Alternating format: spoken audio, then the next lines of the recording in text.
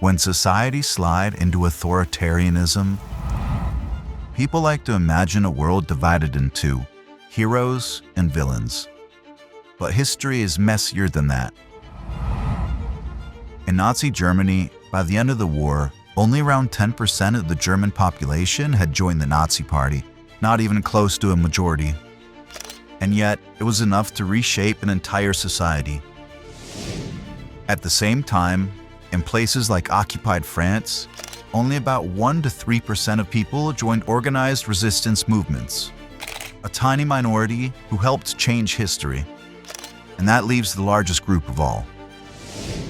Not the perpetrators, not the resistors, but the bystanders. People who stayed silent, adapted, and told themselves that they were powerless to affect change. History isn't usually decided by extremists. It's decided by what the majority tolerates and what it refuses to challenge. So here's the question that history always asks. Which group do you choose to belong to? By now, you understand something most people never learn. You've seen how the human brain works, how it evolved to protect the group, react quickly, and avoid danger. You've seen how those instincts can be triggered by fear, outrage, identity, and belonging. And you've seen how modern systems learn to exploit that, rewarding what spreads the fastest and not what's most accurate. You've also seen what truth actually is. Not opinion, not belief, but correspondence with reality. The shared foundation that science, law, journalism, and freedom depend on. Taken together, this leads to a difficult realization. Truth doesn't disappear because people suddenly stop caring. It disappears when human instincts collide with systems that profit from confusion and division. That's why moments like this don't hinge on villains alone. They hinge on ordinary people, and whether enough of them understand what's happening before it's too late. Which brings us back to you, because once you see how this works, you're no longer just an observer. And that means your choices matter, more than you think. Here's a truth most people don't realize. When countries slide into authoritarian rule, they don't usually bounce back. Political scientists studying democratic collapse have found that once a democracy falls, only about half ever recover. And the ones that do have something in common. They don't recover because leaders change their minds. They recover because some part of the truth system survives. Independent journalists who keep reporting, judges who keep ruling on evidence, scientists who keep publishing reality, and citizens who keep insisting that facts still matter. Where truth survives, freedom still has a chance. Where truth collapses, authoritarianism hardens. Because once people can't agree on what's real, they can't organize, coordinate, or correct abuse. That's why attacks on truth are never accidental. Autocratic systems don't just silence opponents, they weaken the press, the courts, elections, and even language itself.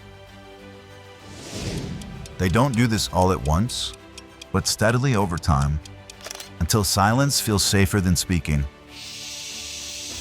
History shows this clearly. Freedom doesn't survive because it's popular. It survives because enough people refuse to let reality disappear. So what actually makes the difference? Not power, not numbers, and not certainty. What matters is whether enough people hold on to truth when it becomes uncomfortable. History doesn't turn only on villains. It turns on ordinary people deciding whether to look away or stay grounded in reality. Most people don't set out to enable harm, they stay silent. They repeat what their group rewards.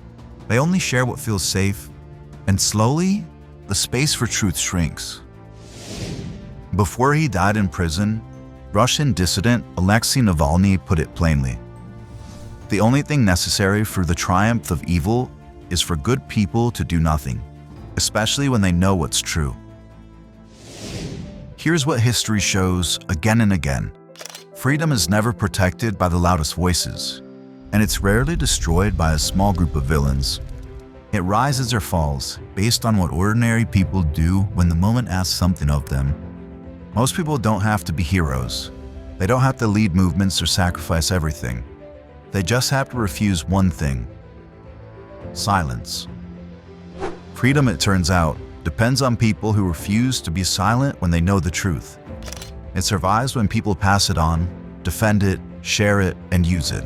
That's what a truth hacker is.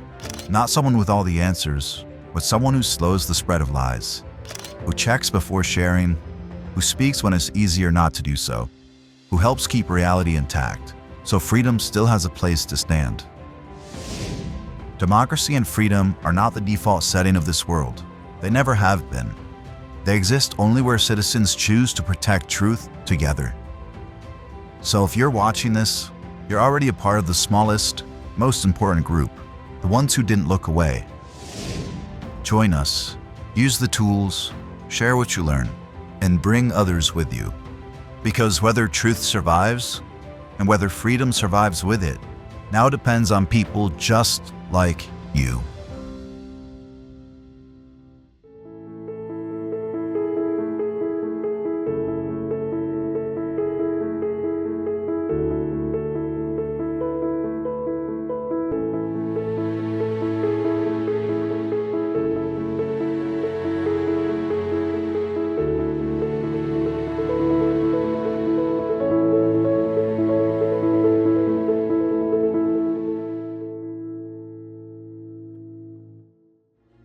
Do you and your brain want to learn more?